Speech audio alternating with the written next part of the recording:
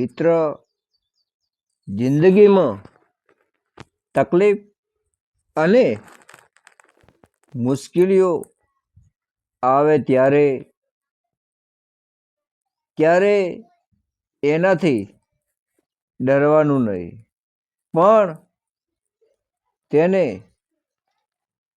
પાર કરવા માટેના સતત રસ્તા શોધવાનો પ્રયત્ન કરવો જોઈએ. મિત્ર, દરેક તકલીફ આપણને કંઈક નવું શીખવાડવા માટે જ આવે છે. મિત્ર, હર હર મહાદેવ.